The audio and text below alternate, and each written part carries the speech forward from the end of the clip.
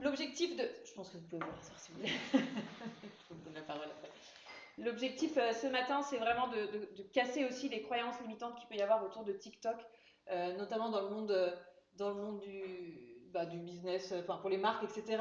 Nous, on entend, ça, c'est des phrases qu'on a entendues beaucoup. J'ai peur de dégrader mon image de marque. Je n'ai pas la capacité de produire autant de contenu vidéo.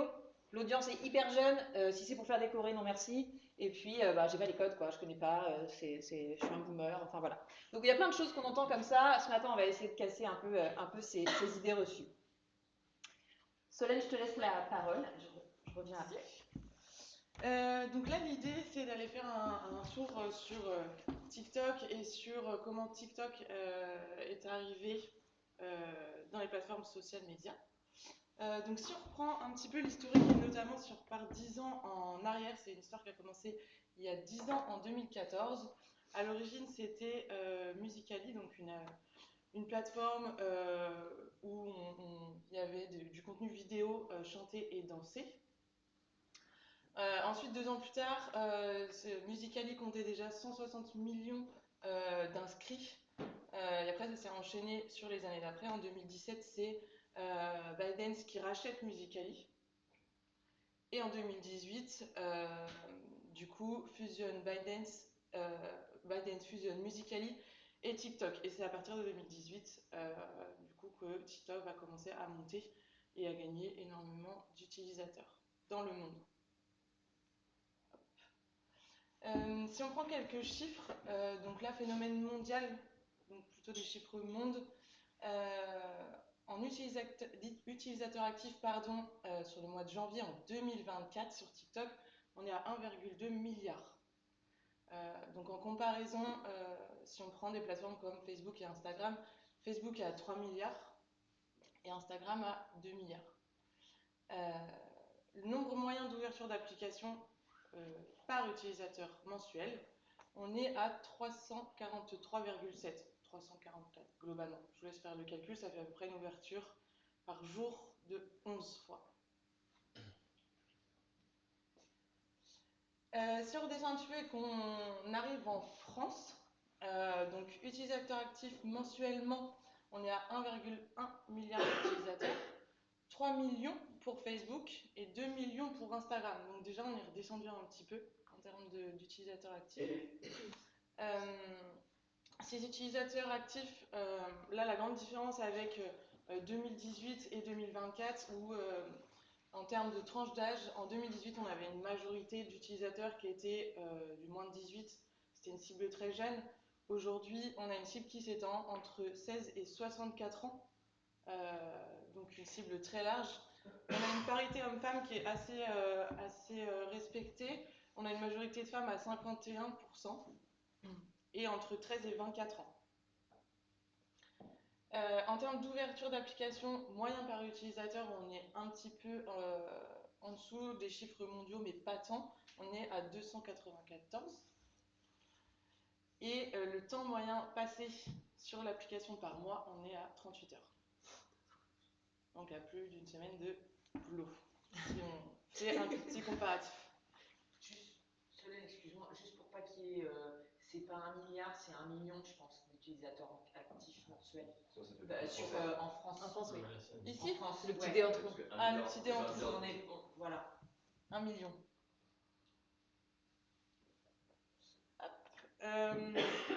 Donc ensuite, si on avance un peu sur l'ADN TikTok, TikTok c'est quoi? Déjà, premièrement, TikTok c'est une plateforme vidéo, en tout cas à 98%, parce qu'aujourd'hui il y a un peu de format visuel, carousel, il y a des choses qui se développent en 2024.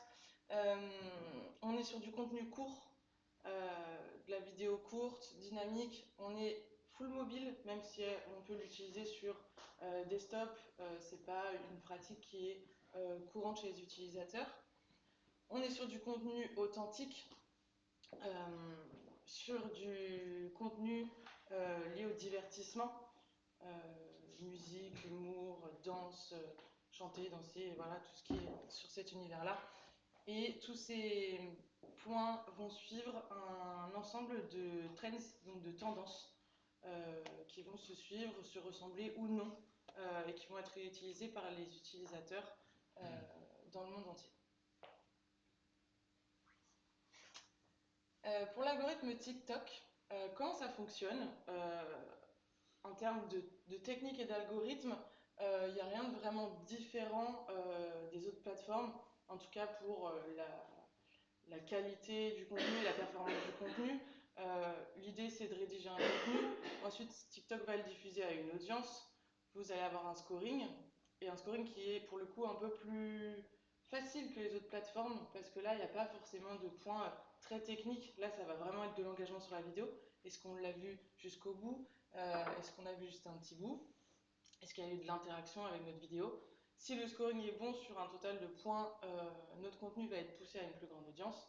Et s'il est un petit peu plus faible, il va falloir soit recommencer, soit optimiser les interactions et optimiser le contenu. Donc ça, c'est pour la partie un petit peu performance TikTok. Ensuite, dans son algorithme, il y a une chose importante qui sont les hashtags, et notamment quand on ouvre l'application, on a deux parties pour scroller nos vidéos. On a notre partie pour toi, qui est notre feed à nous, et on a une partie abonnés, où on peut voir les contenus des utilisateurs auxquels on s'est abonné. Le contenu pour toi, vous avez peut-être déjà vu le hashtag for your page ou le FWP, ou en France le pour toi. C'est un hashtag qui est utilisé quasiment sur l'intégralité des TikTok, parce que ça permet justement de remonter dans les feeds pour toi des utilisateurs. Faut pas hésiter à l'utiliser. Là, l'idée, c'est d'aller jouer avec l'algorithme, d'aller jouer avec la visibilité, et même si en France c'est le hashtag pour toi, on se rend bien compte que le For You page est utilisé même en France.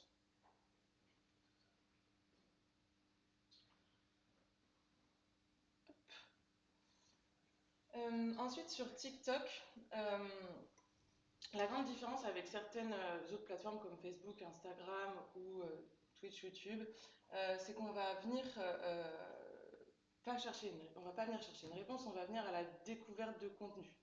On va venir se renseigner. Faut noter aussi là sur des chiffres début 2024 que 64% des internautes de la Gen Z sur TikTok utilisent la plateforme comme moteur de recherche. Donc qu'est-ce qu'on va aller chercher? En tout cas, qu'est-ce qu'ils vont aller chercher? Ça va se décomposer en trois grandes thématiques. Les recommandations, donc là c'est tout ce qui est avis, retour d'expérience, sur du produit, de la restauration, du voyage. Voilà, on va aller se renseigner et prendre du retour d'expérience là-dessus pour prendre des décisions ensuite. Il va y avoir toute une partie sur les tendances du contenu innovant sur plein de domaines, la mode, la musique, la cuisine et beaucoup d'autres. Et ensuite, la troisième partie, ça va être l'éducation. Donc là, c'est vraiment une plateforme qui est utilisée aussi pour tout le domaine de l'apprentissage, tutoriel, conseils, sur tous les domaines. Je pense qu'il y a tous les domaines qui sont abordés sur TikTok. Là, on a mis beauté, développement personnel, mais il y a aussi tout ce qui est domaine professionnel, l'éducation,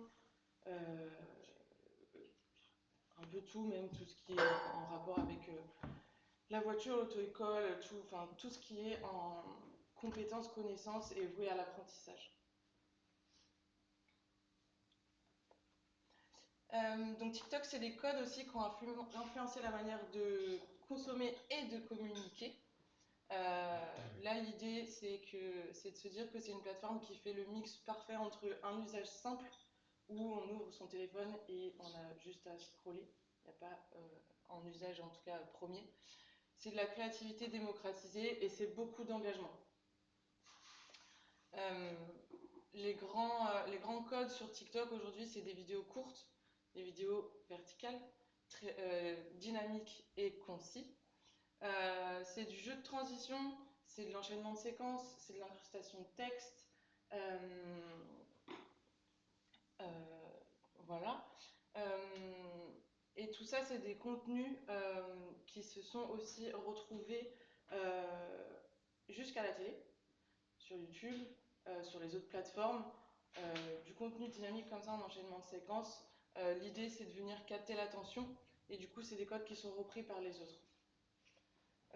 Après on va avoir tout l'univers aussi du son, sous tous les formats, de la musique, la voix off, tout ce qui est répliques de films aussi qui sont beaucoup utilisées et qu'on va retrouver dans les trends. Et TikTok aussi qui s'est pas mal imposé sur un code qui est l'humour et la dérision dans la communication. Là, l'idée c'est d'aborder les contenus et d'avoir une approche plus décontractée, en tout cas dans la communication. Nous, là, on l'a illustré justement avec un TikTok qui a été fait par un député et l'idée dans son TikTok c'est enfin, c'était la guerre contre la fast fashion. Donc, en fait, il reprend le concept de haul. Un haul, du coup, c'est déballer un colis et montrer chaque produit qu'on a reçu. Là, c'est pour la marque Shein. Et là, l'idée, c'est de mettre le son. À tous les produits de la fast fashion pour qu'elle soit définitivement démodée. Du coup, c'est la fin. C'est la fin, ça va recommencer peut-être. Mon premier haul Shein en tant que député. Alors, j'ai vu trop ce que j'ai commandé, donc je vais tout découvrir avec vous. Je suis trop content parce que j'ai vu toutes vos vidéos, ça m'a donné trop envie de commander, donc on va enfin découvrir ce que j'ai dans la première commande. On commence, c'est des chaussures trop canon, trop classe. Trop canon, très classe. Elles ont été traitées au phtalate, une substance qui est un perturbateur endocrinien qui peut tous nous rendre stériles. Trop canon, très classe. J'ai pris aussi ce vêtement. En gros, ça donne une idée quoi. Ouais, c'est ça, ça donne une idée. Et puis c'est fait de manière assez subtile, oui et non, quoi, parce qu'il est hyper sérieux dans son contenu. Et en même temps, il a joué le jeu. Il y a un double effet avec la vidéo, justement, de cette fille qui fait vraiment son haul TikTok. Il y a de l'incrustation texte, il y a des expressions qui sont répétées. Voilà, donc là, c'est d'aller pointer du doigt aussi des sujets un peu de société sur TikTok. Je crois qu'après, c'est moi qui Ouais, c'est ça. Et ouais, l'idée de cette vidéo, c'était de vous montrer aussi que ça va jusqu'à influencer même la sphère politique. Donc, c'est vraiment un phénomène qui s'étend. Si on revient un peu si on descend un peu sur vraiment les contenus et ce qu'on raconte sur TikTok, là, l'idée, c'est de vous montrer plein de piges et de voir comment adopter le langage TikTok parce que, en fait, c'est encore plus vrai sur TikTok que sur les autres plateformes. Si demain, vous voulez emmener votre marque sur cette plateforme-là, il faut vraiment épouser à fond les codes, le langage TikTok et les maîtriser. Quitte effectivement à casser vos codes de marque habituels. Et voilà. Donc c'est essentiel pour deux choses. C'est essentiel à la fois pour répondre aux attentes des audiences, créer un sentiment d'appartenance, mais aussi évidemment répondre aux exigences de l'algorithme et faire en sorte que vos contenus émergent. Donc parler de langage TikTok, c'est quoi? C'est d'abord être authentique. Donc en fait, on ne va pas produire des vidéos comme on le ferait pour la télé ou pour même Instagram. Sur TikTok, il ne faut pas avoir peur de dégrader, c'est un mot un peu fort, mais dégrader la production au profit vraiment de l'authenticité. Donc aller filmer, là c'est Cézanne, c'est aller filmer dans la rue, un peu mal cadré, alors c'est presque fait, enfin c'est fait exprès, hein, mais voilà, être vraiment dans un truc très authentique et de proximité. Donc en termes de prod, ça veut dire qu'il ne faut pas avoir peur d'utiliser par exemple un iPhone pour ses captations vidéo. De capitaliser sur l'humain. Donc l'humain, ça peut être l'interne, d'ailleurs c'est très souvent le cas hein, dans les entreprises, on fait appel aux gens de l'interne qui sont à l'aise dans l'exercice pour incarner les contenus. Ça peut aussi être des créateurs de contenu ou des influenceurs. L'idée c'est vraiment, sur TikTok, la majorité des vidéos sont incarnées, donc il y a toujours de l'humain. Et c'est important d'identifier vous en tant que marque les personnes qui vont demain incarner vos contenus. Et puis, point hyper important, utilisez les fonctionnalités natives de la plateforme pour produire vos vidéos. Donc ça veut dire toutes les options de montage pour cutter vos vidéos, les jeux de transition, faites-le directement depuis TikTok idéalement. Les typos c'est pareil, les voix off, la musique. TikTok n'aime pas le surbranding, donc on évite les jingles hyper chartés avec des logos qui durent 12 secondes. Enfin voilà, de manière générale, il faut rester authentique aussi sur la. Je peux vous mettre le son, mais en gros, c'est un faux micro-trottoir. Hein, on se doute bien que la nana, soit elle bosse chez Cézanne, soit c'est je sais pas, mannequin ou peu importe, mais en tout cas, il y a ce côté, bah voilà, le trottoir il est un peu crado derrière, c'est pas hyper bien cadré, ça bouge, elle présente son look, versus un Instagram où là pour le coup, donc ça c'est un Reels, c'est produit en studio, c'est hyper léché, c'est vraiment très magazine, très mode quoi.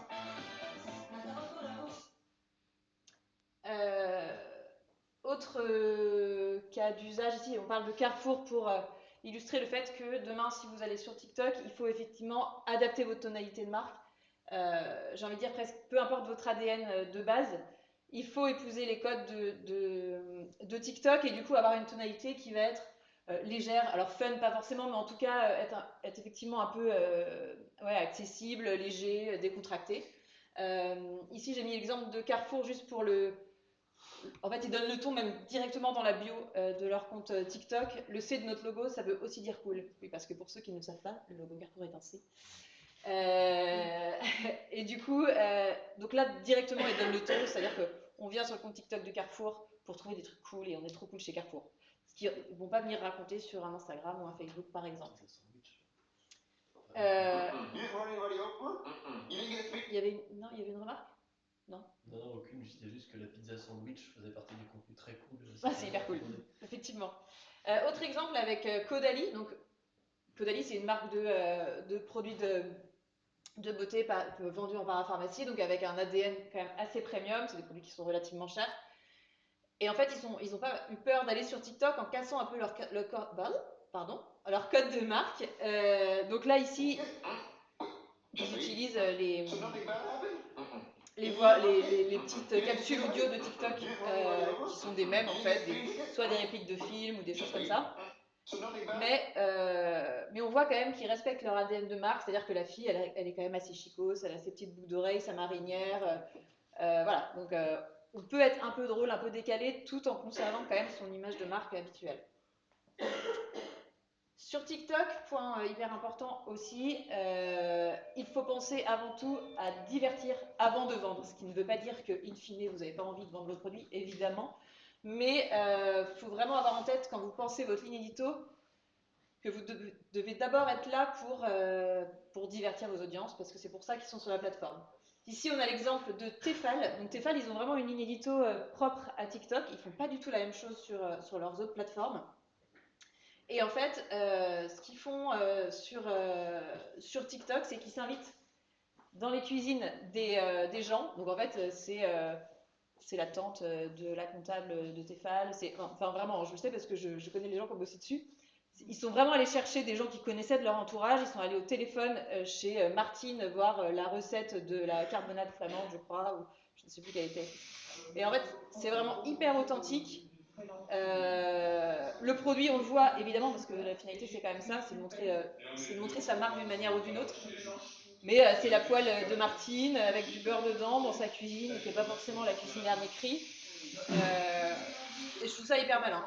Et c'est des vidéos qui enregistrent jusqu'à 100 000 vues, voire plus. Là où sur Instagram, ils ont des photos de recettes, pareil, hyper léchées, faites en studio, voilà. Et même des visuels produits. Qu'est-ce qu'il y a?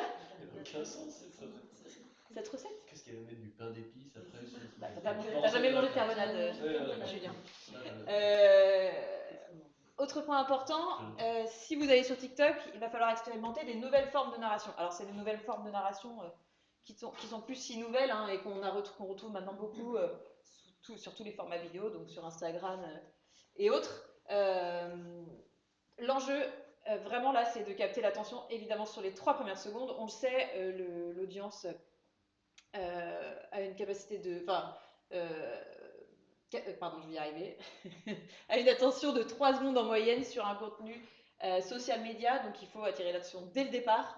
Et donc ça veut dire qu'on ne va plus réfléchir en mode teaser, on ne va plus intégrer des jingles en intro qui durent 10 secondes avec votre logo, etc. Mais par exemple, on va venir raconter la fin de l'histoire dès le début avec une accroche. On utilise des hooks, donc ce qu'on appelle des hooks, c'est justement ces petites phrases d'accroche de type « tout ce que tu penses savoir sur l'intérim est faux » ou ce qu'on t'a jamais dit sur la RATP, blablabla.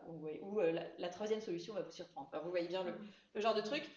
Là, c'est typiquement Combini qui est complètement dans ces codes-là. Si je mets le son, Et c'est moi qui a demandé. en fait, il faudrait que ce soit le début parce que c'est pas très intéressant. Mais en gros, le début de la vidéo, je sais plus ce que c'est, mais elle raconte. J'ai fait un déni de grossesse complet et je vais vous en parler. J'avais dit. Voilà, donc en gros, on a compris direct de quoi ça allait parler. Et si ça nous intéresse, au moins on a envie de rester et on écoute la suite. Surfer sur les trends, Solène en parlait tout à l'heure, les trends TikTok, donc c'est les tendances, donc c'est toutes ces vidéos qui sont reprises par tous, enfin en tout cas qui sont très virales, et ça peut prendre plusieurs formes, donc ça va être des mèmes, ça va être des filtres, ça va être des capsules audio, ça va être une choré par exemple, enfin, il y a plein de choses comme ça qu'on va retrouver, des gimmicks, etc. Une des dernières tendances qu'on a vu beaucoup, trop peut-être, sur TikTok, c'est le je travaille chez Cultura, bien sûr que, ou je travaille chez Adecco, bien sûr que, enfin voilà, il y en a plein, ou je suis fils de comédien, bien sûr que.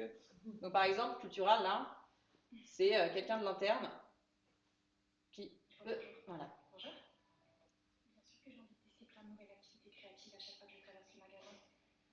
Qui revient sur toutes les idées reçues, tous les clichés sur son métier. Donc c'est assez rigolo, voilà. Et en fait, il y a plein de boîtes qui ont repris cette trend-là. Bien sûr qu'on me demande, vous travaillez ici? Pareil, là c'est hyper authentique, c'est une vendeuse qui se filme avec son téléphone. Ce qui ne veut pas dire derrière qu'il n'y a pas une agence qui a écrit le script de la vidéo, qui a briefé les équipes. Enfin, évidemment, il y a ça derrière. Mais à la fin, le résultat, on a vraiment le sentiment que le compte Cultura, en fait, il est géré par la vendeuse, quoi. Donc c'est assez chouette. Autre exemple de trends, c'est reprendre des petites, soit des répliques de films ou des petites capsules audio comme ça qu'on retrouve. Donc là, c'est le T'es sérieux? Moi, ça m'échappe un peu, on va dire, mais j'ai pas la ref là, en l'occurrence. Peut-être qu'il y a quelqu'un là. Et puis le POV, ça c'est aussi quelque chose qu'on va retrouver partout. Ça veut dire point of view. C'est montrer de son point de vue, voilà, donner un message de son point de vue. Donc là, c'est Merci Andy, la marque de gel hydroalcoolique, entre autres, enfin, de savon, etc., qui lance un nouveau déo et qui utilise une trend pour le faire. Ce qui va être hyper malin aussi sur TikTok, c'est d'aller au cœur de vos communautés pour aller choper des insights et en faire aussi des contenus. Donc, plonger au cœur des communautés, c'est évidemment les écouter, lire des verbatims, regarder les commentaires, etc. Là, par exemple, Maison du Monde va venir casser une idée reçue de Maison du Monde, c'est hyper cher, par exemple. Donc là, il y avait Léa Jeudi qui a dû dire en dessous d'un post Maison du Monde, ouais, et tout ça pour 5 000 €, super. Et donc, il y a une nana de chez Maison du Monde qui répond à ce commentaire-là en l'incrustant en haut, en disant, en gros, bonne nouvelle, on a baissé nos prix sur plus de 2000 refs. Donc, c'est une manière de parler de sa marque, de parler de ses produits, mais de manière un peu détournée. Je vais au magasin. Autre exemple avec Darty, qui rebondit sur un com, trop la flemme de rendre son portable en vrai. C'est important. Et en fait, il y a une vendeuse Darty qui explique vraiment pourquoi c'est intéressant de le faire en 3 bonnes raisons. Donc là, pour le coup, c'est un peu charté, un peu trop à mon avis. Ils reprennent, enfin voilà, ils ont mis leur logo, il y a un gros cadre rouge et tout. Voilà. Après, ça permet de retrouver quand même des codes de marque, mais peut-être un peu trop présent pour le coup. Et enfin, dernier tips qui sort un peu de l'idée de travailler sa ligne édito, mais je trouvais ça important d'un point de vue écologique et économique pour votre marque aussi. Effectivement, TikTok n'a pas les meilleurs scores en termes de bilan carbone, ça je ne vous surprends pas en disant ça, mais il y a des manières malignes d'y aller en étant un petit peu plus responsable. Déjà, se dire que si on doit tourner des vidéos pour sa marque, on peut le faire concentré sur plusieurs jours de tournage, ça veut dire qu'après on ne séquence pas sur l'année nos vidéos, qu'on mobilise des équipes et un lieu et voilà, sur un temps court. On tourne sur place aussi, donc contrairement à des grosses prods, on n'est pas obligé d'aller en Afrique du Sud, d'affréter 12 avions, etc. On peut tourner dans ses locaux, on peut tourner dans la rue, en mode micro-trottoir. Il y a plein de choses malignes qui coûtent pas cher et qui peuvent être faites. On poste des formats longs qui sont déclinables en format court. Ça peut être des formats longs pour votre chaîne YouTube ou enfin voilà d'autres. Et en tout cas après qui se déclinent ou même un spot télé qui est après imaginé en petites séquences. Et puis surtout on envisage les cross-posts, je l'autorise, entre les Reels Instagram et TikTok, évidemment dans la mesure où vos audiences sont un peu similaires et votre tonalité s'accorde. Et les shorts YouTube. Et les shorts YouTube. Parce qu'il faut voir les millions de vues que ça fait maintenant, Ouais. les shorts YouTube. Non, c'est ouf. Oui, ça peut être aussi, t'as raison. Ouais, ouais. Voilà sur la partie contenu, et je vais laisser le micro à Angélique. Le micro. La zapette. Alors, je vais vous expliquer pourquoi et comment médiatiser sa marque sur TikTok. Alors, tout d'abord, quel est l'intérêt de faire de la médiatisation sur TikTok? Tout d'abord, pour gagner en visibilité, parce que comme mes collègues ont pu le dire, il y a énormément de monde présent sur la plateforme. Accroître sa communauté, parce qu'on va le voir juste après, c'est beaucoup plus simple d'accroître sa communauté sur TikTok que sur les autres plateformes, parce qu'il y a un objectif de campagne spécialement pour ça. Et troisièmement, pour la tendance et l'effet viral. Donc je vous ai mis deux exemples avec les cups Stanley, qui en fait aux États-Unis c'est des cups de base de randonnée, qui en fait ont fait un énorme buzz sur TikTok. Et on l'a vu aux États-Unis, maintenant c'est un must-have. Toutes les filles à Noël, elles ont eu leur cup Stanley pour boire davantage d'eau. Et sinon, il y a la marque CeraVe, qui est une marque dermatologique de produits pour le visage et le corps. Et pareil, ça fait un énorme buzz pendant le confinement, notamment avec une très grande influenceuse aux États-Unis qui est Charli D'Amelio.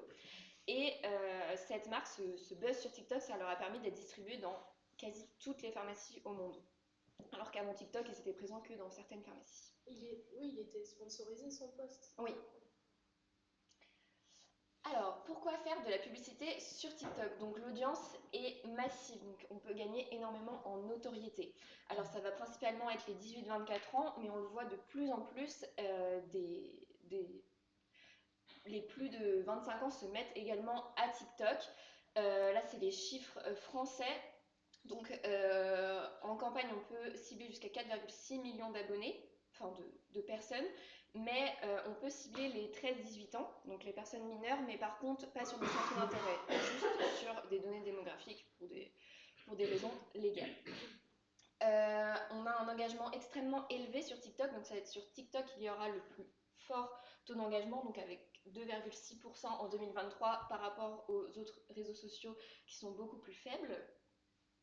On a, comme Maud a pu le dire, TikTok, c'est la créativité et surtout l'authenticité. Donc TikTok nous encourage à être beaucoup plus créatifs, donc notamment sur les ads avec le Creative Center. Donc c'est un endroit où on a des conseils sur comment faire du contenu sponsorisé. Quelles sont toutes les trends du moment pour vraiment surfer sur les tendances. Mais également, ils nous encouragent avec l'algorithme à utiliser leurs outils internes, notamment les outils de montage comme CapCut. Et l'authenticité, comme Maud a pu le dire, TikTok, même sur de la publicité, c'est de l'authenticité. Il faut que ce soit naturel, il faut que ça fasse vraiment réel et que la personne se reconnaisse même dans les publicités. Et pour finir, l'influence et les partenariats. Aujourd'hui, c'est sur TikTok que les utilisateurs interagissent le plus avec les créateurs de contenu. Et on l'a vu depuis le confinement, de nombreux nanos-influenceurs, donc des tout petits influenceurs, se sont lancés sur TikTok parce que c'est beaucoup plus simple de faire des vues et de créer sa communauté sur TikTok, même si de base on n'est pas connu. Alors, les ciblages publicitaires qui sont possibles, globalement c'est comme sur Meta, ça va être de l'attention, donc avec de la portée, donc un maximum de personnes qui vont voir notre publicité, de la considération, avec du trafic, de la vue de vidéo et des interactions. Contrairement à Meta où ça va être plus du commentaire, du like, du partage sur les interactions, sur TikTok ils vont davantage favoriser la vue de profil et l'abonnement, même si tout ce qui est commentaire, like, etc. est totalement possible. Et évidemment également la conversion, donc que ce soit la promotion d'applications, de la génération de prospects, de la conversion sur le site, de la prise de rendez-vous, etc. Et évidemment de la vente de produits. Quelles sont les options et les avantages de la publicité sur TikTok? Alors, le point que je trouve le plus intéressant, c'est que si vous avez peur de vous lancer sur TikTok, si vous pensez que vous n'avez pas les moyens de créer autant de contenu que vous souhaiteriez en faire, il est totalement possible de créer de la publicité sans pour autant avoir un compte TikTok en organique que vous alimentez, etc. Donc on peut juste créer le compte publicitaire et ensuite diffuser de la publicité. Une fois que la publicité est finie, elle disparaît et vous n'avez pas eu besoin de poster 3 vidéos par semaine. Il est également possible de faire des Spark Ads, donc c'est tout simplement poster une vidéo en organique et par la suite rajouter du budget pour répondre à votre objectif. Par exemple, si vous voulez faire un maximum de vues de vidéo, vous rajoutez du budget sur votre vidéo en native. La possibilité d'activer ou non les commentaires. Ce qui est intéressant, c'est également la facilité d'utilisation de la console publicitaire. Donc globalement, si vous savez utiliser la console pub Meta, TikTok, c'est presque un copier-coller à quelques détails près, donc c'est pas très compliqué d'utiliser la console publicitaire. Évidemment, le soutien de l'influence et de l'UGC est très important pour incarner les discours. Et petite info supplémentaire, TikTok impose un budget minimum de 50 € par jour pour pouvoir faire de la publicité. Ce qui est très important sur TikTok, c'est de vraiment penser TikTok et pas contenu publicitaire. On fait de la publicité, mais on fait avant tout des TikTok. Donc il faut vraiment que le contenu soit marquant et qu'il puisse engager. Ce qui est intéressant également, c'est que la durée de vie d'une ad sur TikTok est d'environ 2 semaines. Par rapport à Meta, c'est plus 3 à 4 semaines. Donc la durée de vie d'une publicité est très courte sur TikTok. Ce qui est important, c'est de conserver les codes de la plateforme, comme Maud a pu le dire. Pensez aux algorithmes lorsque vous faites de la publicité, mais également aux utilisateurs. Donc il faut que ce soit créatif, comme TikTok encourage la créativité, mais également il faut que ça plaise aux utilisateurs de la plateforme. Il faut privilégier des contenus divertissants, rythmés et courts. C'est la base de TikTok. Apporter une touche d'humain dans le storytelling, ce qui rejoint le dernier point qui est les créateurs de contenu, l'UGC, il est vraiment davantage mis en avant sur TikTok. Au niveau des formats publicitaires, il y en a 5, mais celui qu'on utilise le plus et le plus courant, c'est le Infin Native Video. C'est à peu près toutes les 5 vidéos TikTok sur votre For You page. Quand vous scrollez, ça va être une pub qui apparaît au bout de 5 vidéos organiques. Il y a également les safe zones à prendre en compte. Donc les safe zones, c'est l'endroit où si vous avez quelque chose à mettre en avant, c'est là où il doit être mis en avant.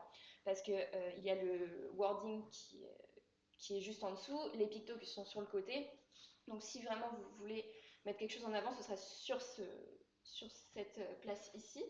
Ce qui est important de retenir, c'est ne pas mettre en arrière-plan blanc ou transparent parce que comme vous pouvez le voir, le texte TikTok n'est pas personnalisable et il est blanc.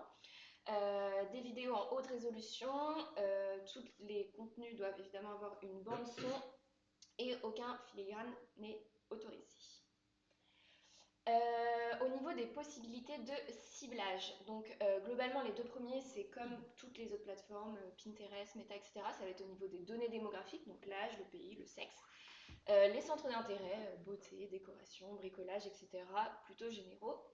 Et ce qui est très intéressant, c'est que contrairement à Meta, on peut cibler des centres d'intérêt beaucoup plus niches parce qu'on peut cibler les comportements, donc les interactions avec les hashtags, les comptes qu'on peut suivre. Donc si vraiment on veut aller cibler quelque chose de très niche, on va avoir la possibilité notamment avec les hashtags. On peut également cibler par appareil, par opérateur, par système d'exploitation et par plage horaire. Donc si vous voulez diffuser votre pub juste le mercredi à 10 h, c'est totalement possible.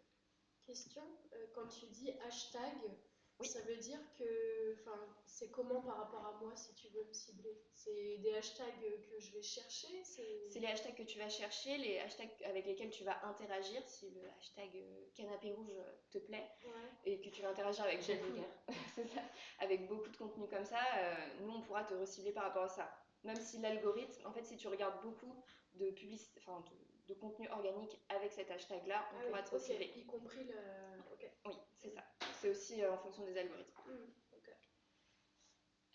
Mais également, ce qui est important, c'est qu'on peut s'appuyer sur les données clients, donc comme sur Meta avec le Customer Match. Ça va être, on va partir de vos données, donc votre base opt-in de newsletter, de clients, etc. pour faire des campagnes de reciblage. Donc on va recibler ces personnes-là sur TikTok. Et pour finir, on a également la possibilité de faire du lookalike, donc une audience similaire. Donc si Patrick achète toutes les semaines dans votre magasin et que vous voulez des personnes qui ressemblent à Patrick, on va pouvoir trouver une audience similaire à Patrick qui a exactement les mêmes comportements sur la plateforme. Pour finir, je vous ai mis 2 études de cas. Donc ici, c'est Maya Pipette, c'est un laboratoire vétérinaire. Donc sur 2 mois, on a fait des campagnes de notoriété et gain d'abonnés tout simplement parce qu'ils lançaient leur compte sur TikTok. Donc en 2 mois, on a fait 15 millions d'impressions, plus 100 000 interactions et on a gagné plus de 23 000 abonnés en faisant des campagnes pub. Cette campagne-là, juste sur la stimulation des chiens pour la mastication, etc., qui est très importante, elle a fait 1,2 million d'impressions, plus de 6 000 interactions et presque plus de 2000 abonnés rien qu'avec cette campagne. Typiquement, c'est le contenu qui plaît beaucoup sur TikTok, ça va être du contenu animalier. Donc je vous ai mis un second exemple qui est l'association ADI. Donc ça va être une entreprise qui va aider les entrepreneurs dans leurs projets, dans leur création d'entreprise, etc. Donc sur 4 mois, avec un objectif de notoriété et gain d'abonnés, on a fait 5 millions d'impressions, plus de 83 000 interactions et on a gagné 12 000 abonnés. Et sur cette campagne, on peut voir, c'est du fast cam. C'est vraiment qu'est-ce que l'ADI. Donc c'est quelqu'un qui explique et on a sponsorisé ce contenu. Donc sur cette vidéo, on a fait plus de 500 000 impressions, plus de 9 000 interactions et on a gagné un peu plus de 4,5 000 abonnés. Et je repasse la main à Maud. Ouais, pour une dernière slide, un peu récap, en tout cas c'est la checklist à avoir en tête et les questions à se poser si vous vous demandez encore s'il faut que je me lance ou pas sur TikTok en tant que marque. Posez-vous la question de savoir déjà quelle est l'audience que vous cherchez à adresser. Et donc ça peut être des notions démographiques évidemment, mais aussi il y a beaucoup de micro-communautés sur TikTok, il y a des choses assez hallucinantes, mais des communautés autour de hashtags, autour de la sorcellerie, autour de fans du ménage, il y a plein de choses en fait. Donc vraiment, même une marque un peu niche peut s'autoriser à se lancer sur TikTok et au contraire. Ensuite, la deuxième question, et qui est primordiale, c'est quels sont les objectifs que je cherche à atteindre. Qu'est-ce qui te fait rire? Quels sont les objectifs que je cherche à atteindre en investissant cette plateforme-là? Est-ce que je cherche à booster ma notoriété? Est-ce que je cherche à vendre mes produits? Enfin voilà, il y a toutes ces questions-là à se poser. Comment est-ce que je vais casser les codes de ma com habituelle sans trop dégrader mon image de marque? Ça, c'est un travail à faire effectivement autour de votre ligne éditoriale TikTok. Comment est-ce que je vais pousser mes messages demain sur le fond, sur la forme?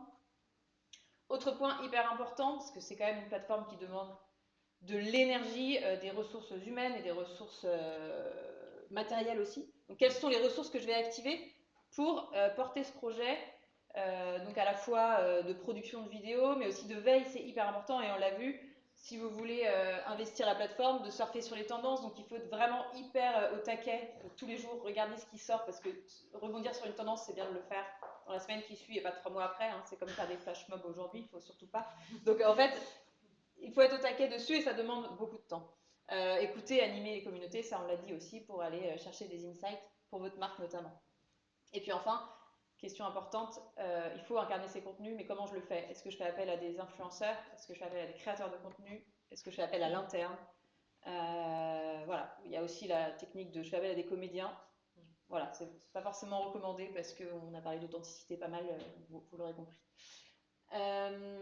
Voilà en gros la petite liste, les petites questions à se poser avant de se lancer. Il y en a sûrement d'autres, c'est pas forcément exhaustif, mais en tout cas c'est les principales. Maintenant je laisse le temps du temps pour répondre à vos questions, s'il y en a. Moi j'en ai une sur, Ouais. contrairement notamment sur la télévision, on est beaucoup contraint sur les formats, sur les messages, etc. Je pense notamment aux clients qui vont être dans le secteur de la santé. Comment est-ce qu'ils contrôlent les contenus? Est-ce que c'est contrôlé? On peut peut-être pas tout dire. On en est où au niveau de la On ne peut pas tout dire, et d'autant que c'est chinois, donc il y a encore plus de trucs qu'on ne peut pas dire sur TikTok qu'ailleurs.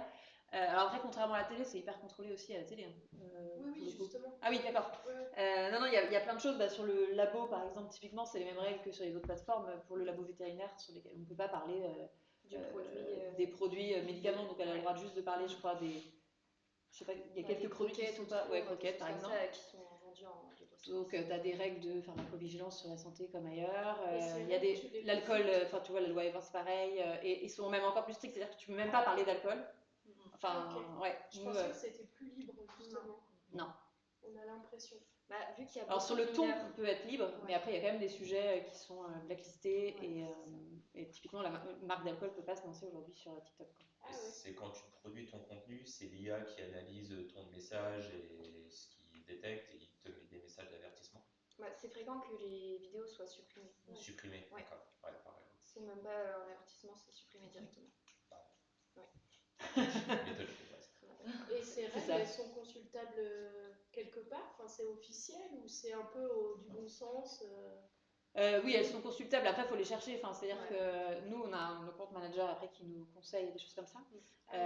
Mais après, c'est comme tout, hein, sur LinkedIn, c'est pareil. Nous, on se fait encore retoquer des pubs parfois et parce qu'on découvre des nouvelles. Voilà, en fait, il y a trop d'emojis ou il n'y a pas assez de hashtags. Enfin, donc, c'est un peu du test and learn, quoi. Il y a pas mal de choses aussi qu'on ne peut pas forcément savoir à l'avance. Sur Google Ads, c'est pareil. Google, ça change un peu en plus tout le temps.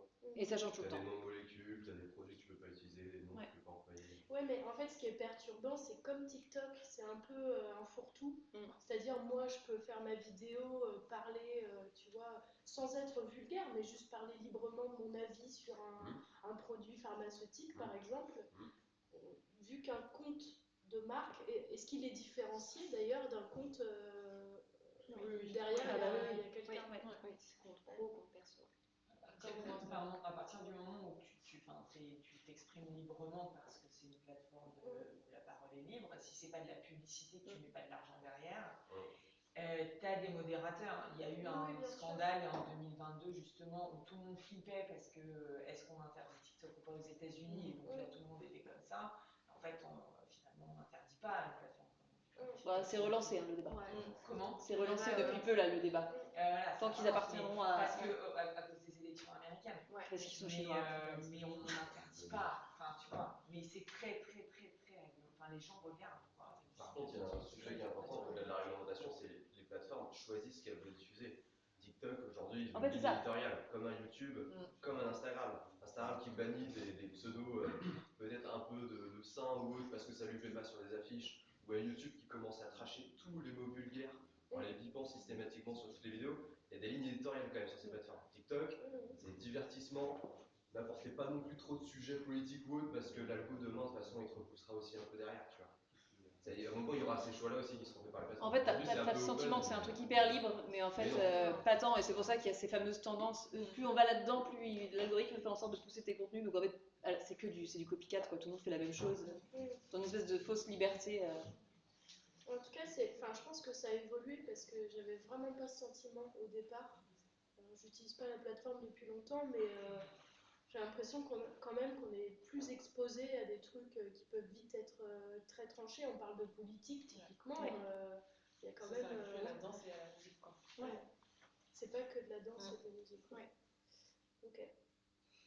Et pour rebondir, pour mieux comprendre les utilisateurs de la plateforme, donc il y a des réseaux sociaux, LinkedIn, Instagram, où il y a des vrais fils de discussion qui sont encouragés par la conception même du réseau. Là, est-ce que sur TikTok, les gens commentent, ont des vraies discussions poussées, ou c'est juste de la consommation de vidéos Est-ce qu'il y a de la bienveillance, ou comme sur Twitter, ça va vite partir en guerre Comment est-ce qu'on porte les gens sur TikTok?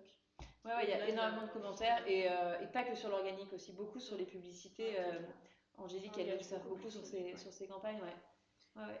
Et c'est des échanges. Il y a vraiment des conversations, c'est vraiment, ils se donnent des conseils entre eux, il y a une vraie conversation, même sur les pubs, ce qu'on voit un petit peu moins sur les autres plateformes. Sur la plateforme, il y a les commentaires, ok. Il y a du live chat aussi un peu sur des formats en direct ou pas? Non. Oui, il y a du live. Sur le live. Ouais, mais c'est une petite part, s'il y en a. C'est pas hyper exploité aujourd'hui, mais. J'ai l'impression que c'est beaucoup exploité. Ça pourrait tomber là-dessus, parce que vu les codes de Twitch ou autres qui démocratisent ça beaucoup, ça pourrait arriver. Si, il y a des restos qui font des lives, par exemple le midi en plein rush de préparation de commandes, on aime beaucoup ça. Oui, des trends un peu pour les lives, genre ASMR, il y a plein de lives par exemple. Oui, ASMR, j'en ai pas parlé, mais ça, j'aurais pu. Mais oui, non, c'est assez. Alors, t'as de tout, hein, c'est pareil, hein, dans les commentaires, c'est pas toujours bienveillant. Mais comme on est très tourné sur les avis, les gens vraiment se conseillent entre eux, se donnent des recos et on retrouve pas mal ça, ouais. C'est pour ça que les plus jeunes d'ailleurs l'utilisent beaucoup comme un moteur de recherche, on le disait tout à l'heure, mais ouais. Et l'algorithme est très fort, donc normalement on n'a que du contenu qui nous plaît, donc normalement il y a pas de haine envers. On a fait des tests avec Angélique de taper dans la barre de recherche genre le meilleur shampoing. En fait on n'a pas du tout les mêmes vidéos suggérées. On avait même on n'a pas la même nature de cheveux, donc non, c'est normal. Mais non, mais par rapport à un Google, typiquement, voilà, c'est beaucoup plus, enfin, c'est hyper précis, c'est personnalisé, et c'est ce qui plaît, quoi. Après, c'est ce qu'on disait, on vient pas chercher une réponse. Donc, on va aller sur Google pour retrouver quand est-ce qu'est mort Napoléon, on n'ira pas sur TikTok pour cette question-là. Par contre, pour un avis sur un resto, un shampoing, peut-être, hein, mais voilà, je ne garantis pas de la fiabilité de la réponse sur TikTok.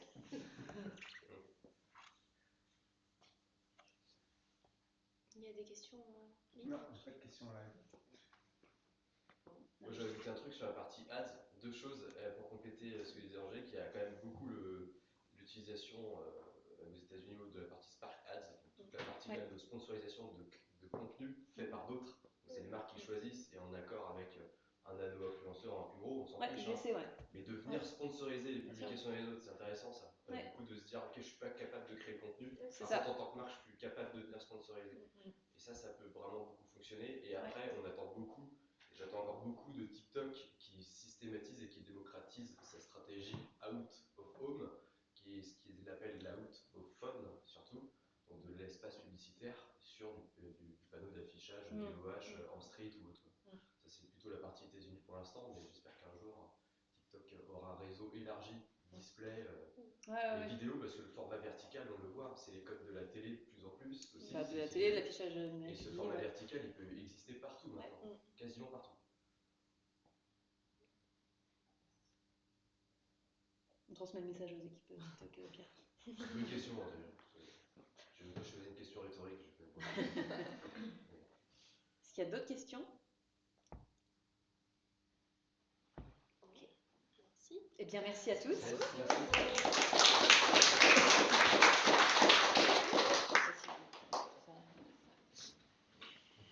Ah non, c'est bien.